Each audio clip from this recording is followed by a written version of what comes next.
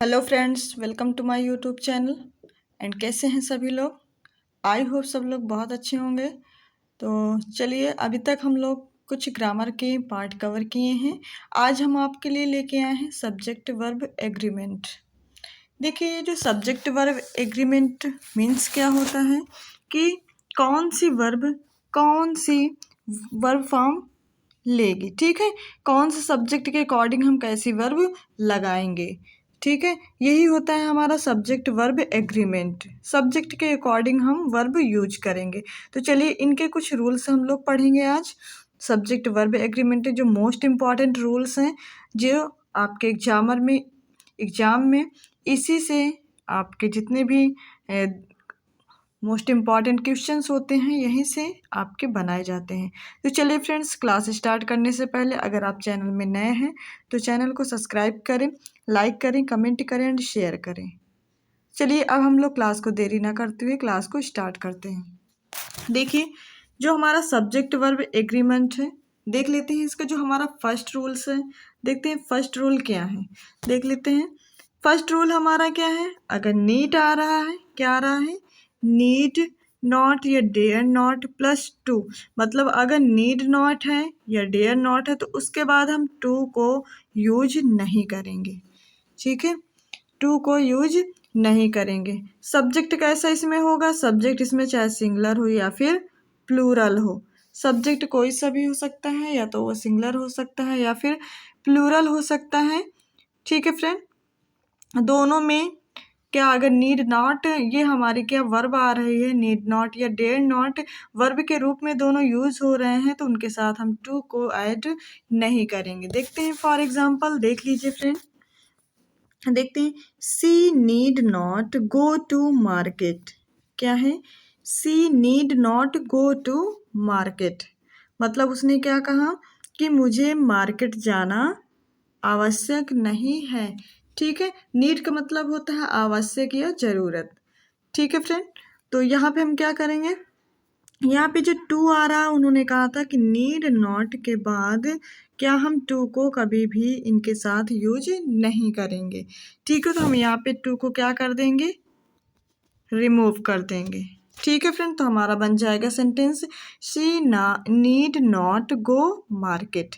Need हमारा यहाँ पे किस तरीके यूज हुआ है? वर्ब के फॉर्म में यूज हुआ है। ठीक है फ्रेंड, वर्ब के फॉर्म में नीड हमारा यूज हुआ है। ठीक, अब देख लेते हैं नेक्स्ट एग्जाम्पल इसी का। He dare not to go outside at night. Dare means होता है साहस या हिम्मत। क्या कह सकते हैं? इसको हम साहस बोल सकते हैं या फिर हिम्मत बोल सकते हैं। ठीक है फ्रेंड, तो क्या कह रहा है? She dare not to go outside at night, मतलब वह रात में बाहर जाने से क्या नहीं डरता है। ठीक है, तब यहाँ पे टू लग गया ना। उन्होंने कहा था अगर डेयर नॉट साथ में आ रहा है, वर्ब के रूप में यूज हो रहा है, तो उसके साथ हम टू यूज नहीं करेंगे। मतलब कि अगर यहाँ पे डेयर के बाद नॉट ना लगा होता तो हम टू यूज कर देते। ठीक है, ये एक रूल होता है कि नीड नॉट और डेयर नॉट के बाद हम टू यूज नहीं करते हैं। ठीक है फ्रेंड, अगर ये वर्ब के रूप में यूज ना हुई होती, ये हेल्प, क्योंकि यहाँ पे ये वर्ब के रूप में यूज हुई, वर्ब हेल्पिंग वर्ब के रूप में क्योंकि हेल्पिंग वर्ब यहाँ पे है नहीं, तो हेल्पिंग वर्ब हम नीड ही मानेंगे। तो हेल्पिंग वर्ब के रूप में यहाँ पे यूज हुआ है, तो हेल्पिंग वर्ब के अगर ये हेल्पिंग वर्ब यूज ना हो करके वर्ब के रूप में अगर यूज होंगी, मेन वर्ब के रूप में, तो वहाँ पे हम टू लगा सकते हैं, लेकिन नीड नॉट के साथ या डेयर नॉट के साथ टू यूज नहीं करेंगे। ये बात आप लोगों को समझ लेनी है। ठीक है, क्लियर हुई ना ये बात? बिल्कुल। अब देख लेते हैं नेक्स्ट रूल, देख लेते हैं नेक्स्ट रूल। देखिए क्या है? सब्जेक्ट कैसा हो? अगर सब्जेक्ट सिंगुलर हो, सब्जेक्ट कैसा हो?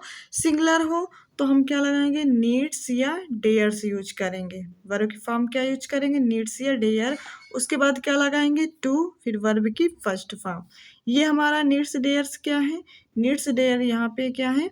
हमारा हेल्पिंग वर्ब है। तो उसके देखिए, हमने बताया था ना कि नीड या नीड नॉट या फिर डेयर नॉट। ठीक है, अगर ये साथ में आ रहा है तो इसके बाद हम नॉट यूज नहीं करेंगे, वो टू यूज नहीं करेंगे। ठीक है, टू हमारा कैंसिल हो जाएगा। अब देखिए यहाँ पे दूसरा रूल क्या है कि हमारा नीड्स या डेयर सब्जेक्ट कैसी है, सिंगुलर है तो नीड्स लगाएंगे, उसके साथ डेयर लगाएंगे, उसके साथ हम वर्ब क्या यूज करेंगे, प्रीपोजिशन टू जरूर ऐड करेंगे, और वर्ब के कौन से फॉर्म लगाएंगे, फर्स्ट फॉर्म लगाएंगे। ठीक है, अब ये हमारा सेकेंड रूल है, ये बिल्कुल उसी का अपोजिट है क्योंकि यहाँ पे नॉट यूज नहीं हुआ है।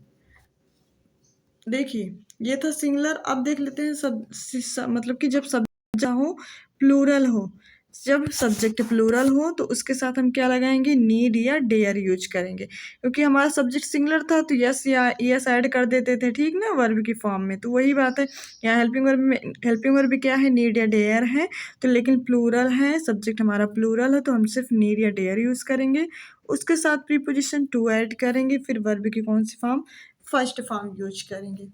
ठीक है फ्रेंड, हाँ तो देख लीजिए जैसे क्या है, he dares to face the challenge of life, he dares to face the challenge of life, मतलब वो कह रहा है कि उसके जीवन में कोई भी चैलेंज कोई दे दे वो उसका सामना करने से नहीं डरता है ना।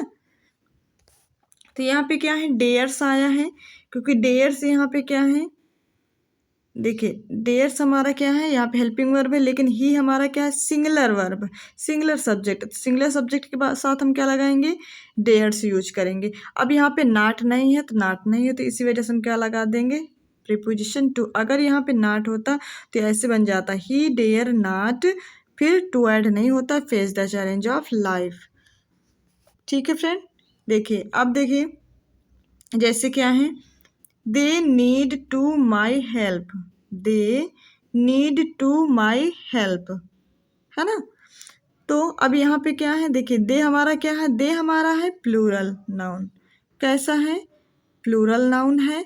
तो प्लूरल नाउन के साथ हम मतलब कि जो प्लूरल सब्जेक्ट है, प्लूरल सब्जेक्ट के साथ हम क्या लगाएंगे, नीड में यस या यस ऐड नहीं करेंगे। ठीक है, तो नीड बन जाएगा, उसके साथ हम क्या लगाएंगे, यहाँ पे प्रीपोजिशन टू जरूर ऐड होगा, उसके बाद बाकी पूरा सेम रख देंगे, है ना। देखिए इसका थर्ड देख लीजिए example, we need to go there. अब यहाँ पे अगर ऐसे हो जाता नीड्स, अगर यहाँ पे लिखा होता क्या होता, नीड्स, तो रॉन्ग हो जाता, क्यों, क्योंकि वी हमारा कैसा है, ये हमारा प्लूरल सब्जेक्ट है, कैसा है, प्लूरल सब्जेक्ट है, तो इसी के अकॉर्डिंग यहाँ पे जो नीड होता वो हमारा रॉन्ग हो जाता। ठीक है फ्रेंड, आई होप ये चीज़ें आपको बिल्कुल क्लियर हो रही होंगी। ठीक है, तो हमने दो रूल जान लिए, एक में हमने जाना कि डेयर नॉट या नीड नॉट के साथ हम टू ऐड नहीं करेंगे, लेकिन जब हम सेकंड रूल पढ़े हैं तो सब्जेक्ट अगर सिंगुलर है तो नीड्स या डेयर्स लगा करके उसके साथ हम टू ऐड करेंगे, अगर सब्जेक्ट हमारा प्लूरल है तो उसके साथ हम यस या यस नीड या डेयर में नहीं ऐड करेंगे और साथ में टू ऐड करेंगे, और वर्ब की कौन सी फॉर्म ऐड होगी, वर्ब की फर्स्ट फॉर्म ऐड होगी। ठीक है फ्रेंड, आई होप इतना क्लियर हुआ होगा। चलिए अब हम लोग देखते हैं नेक्स्ट रूल। देख लीजिए नेक्स्ट रूल है हमारा rule suppositional verb. Suppositional word किसे कहते हैं, जो बात इमेजिन किया जाए, मतलब सिर्फ संभावित चीजें हों, कैसे हों, संभावना की जाए, किसी चीज को मतलब को बनाया जाए, इमेजिन किया जाए, उसे हम क्या बोलते हैं, सपोजिशनल वर्ड। अब कौन कौन से होते हैं, जैसे क्या है, इफ मीन्स क्या होता है, अगर, क्या होता है, अगर। एज इफ मीन्स क्या होता है, मानो, जैसे मान लिया नहीं जाता है, वही बात है, मानो। आई विश मतलब कि मेरी इच्छा। ठीक है, तो अब देखिए अगर ये वर्ड कहीं पे आ रहे हैं तो उसके साथ अगर सब्जेक्ट चाहे सिंगुलर हो या फिर प्लूरल हो, ठीक है, और उसके साथ हम वर्ब कैसे ऐड करेंगे, हमेशा प्लूरल वर्ब यूज होगी। ठीक है, सपोजिशनल वर्ड है, इफ अगर आ रहा हो या फिर एज इफ आ रहा हो या फिर आई विश आ रहा हो, तो उसके बाद सब्जेक्ट चाहे सिंगुलर हो या फिर प्लूरल हो, उसके साथ हम वर्ब कैसे यूज करेंगे, हमेशा प्लूरल वर्ब यूज करेंगे। ठीक है फ्रेंड, कैसी वर्ब यूज करेंगे, प्लूरल वर्ब यूज करेंगे। देखिए फॉर एग्जांपल से और अच्छे से आप लोग क्लियर होंगे, देख लेते हैं। देखिए जैसे क्या है, if he were my boss. अब देखिए शुरुआत में सबसे पहले इफ आ गया ना, इफ कैसा है, अगर, मतलब सपोजिशनल वर्ड है, अगर, if he were my boss, अगर वह मेरा बॉस होता, क्या है, अगर वह मेरा बॉस होता तो ही वुड सस्पेंड मी, तो वह मुझे क्या कर देता, सस्पेंड कर देता। वह अगर मेरा बॉस होता तो वह मुझे क्या कर देता, वह मुझे सस्पेंड कर देता। बात क्लियर हुई ना फ्रेंड्स।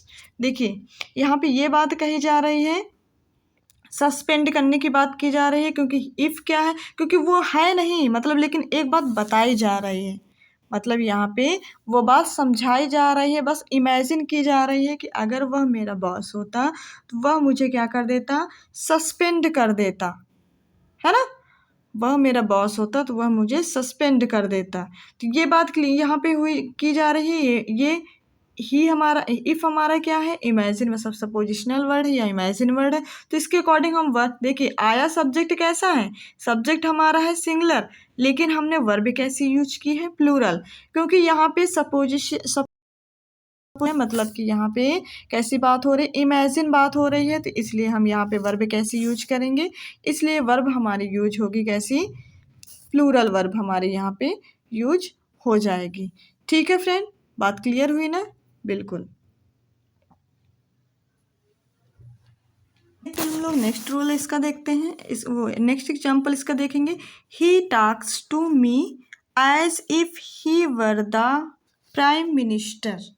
अब देखिए यहाँ पे ये भी एक बात जान लेनी है कि जहाँ जिस सेंटेंस में मतलब ये वाले वर्ड लगेंगे सपोजिशनल, वही सेंटेंस का जो वर्ब होगा वही हमारा कैसा होगा, प्लूरल होगा। बाकी दूसरा जो हमारा सेंटेंस होगा, अगर क्योंकि एक सेंटेंस में दो मतलब एक जो पूरा सेंटेंस होगा उसमें कैसे होंगे, एक क्लास होगा, एक मतलब सेंटेंस होगा, ठीक है।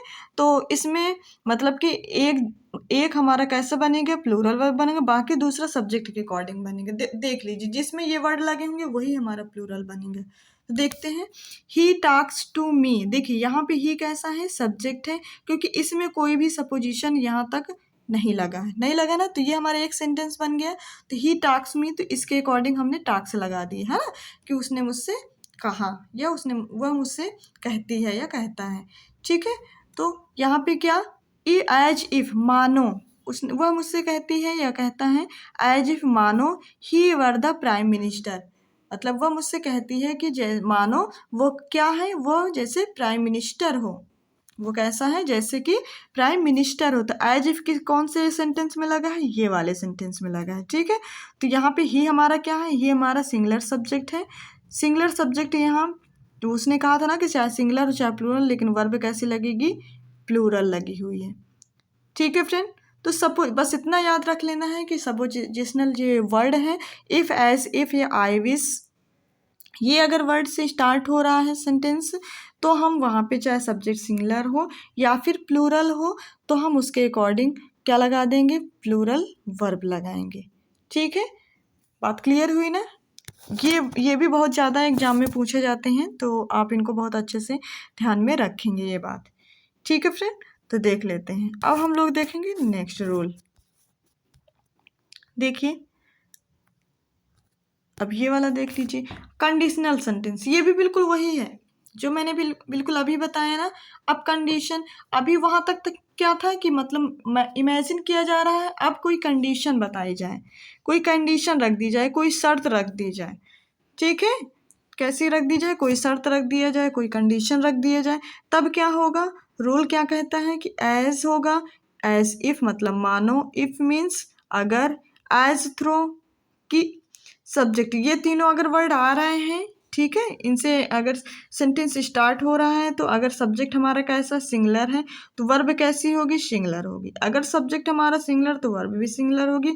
अगर सब्जेक्ट हमारा प्लूरल तो वर्ब भी कैसा होगा, प्लूरल। लेकिन यहाँ पे जब कंडीशन वाले वर्ड हो, यहाँ पे जब कोई कंडीशन रखी जाए, मतलब वहाँ पे सपोजिशन ना करके क्या किया जाए, कंडीशन रख दिया जाए। उसने क्या कहा, इफ़ यू कम हियर, अगर तुम यहाँ आते, इफ़ यू कम हियर, इसका मतलब क्या हुआ, अगर तुम यहाँ आते तो I will give you my house to live, तो मैं तुम्हें अपने घर रहने के लिए दूंगा, ठीक है। तो यहाँ पे देखिए कंडीशन की बात हो रही, यहाँ पे सपोजिशन की बात नहीं हो रही कि मान लो या फिर अगर ये हो गया, ठीक है, उस टाइप से नहीं। यहाँ पे बस ये बात कही जा रही है कि अगर तुम यहाँ आते तो मैं तुम्हें रहने के लिए घर देता या फिर दूंगा, ठीक है, अगर तुम यहाँ आओगे तो मैं तुम्हें घर दूंगा। तो यहाँ पे बात कंडीशन की हो रही है, शर्त रखी जा रही है, तभी वो बात एकदम कंप्लीट होगी। तो यहाँ पे जब ये वर्ड आए तो उस वर्ड में यहाँ पे कैसा है, अगर हमारा सब्जेक्ट प्लूरल है तो उसके अकॉर्डिंग हम प्लूरल वर्ब लगा देंगे, अगर हमारा सब्जेक्ट सिंगुलर है तो उसके अकॉर्डिंग हम सिंगुलर वर्ब लगाएंगे। बात क्लियर हुई ना। उसमें क्या था, सपोजिशनल वाले वर्ड में ये था कि चाहे सब्जेक्ट सिंगुलर हो या प्लूरल हो, उसके अकॉर्डिंग हम क्या लगाएंगे, वर्ब हमारी प्लूरल ही लगेगी, ठीक है। इसका नेक्स्ट रूल देख लीजिए। नेक्स्ट रूल है Sita looks as though she has been working 2 hours, है ना। सीता देखती है as though she has been working 2 hours। देखिए अब यहाँ पे सीता लुक्स, इसके अकॉर्डिंग हमने लुक्स लगाया, बिल्कुल सही है क्योंकि सब्जेक्ट सिंगुलर है तो सब्जेक्ट सिंगुलर लगा। अब एज थ्रो सी हैज, देखिए सी हमारा क्या है, सब्जेक्ट है, मतलब कैसा है, सिंगुलर सब्जेक्ट, उसके अकॉर्डिंग हैज लगाया, बिल्कुल सही है।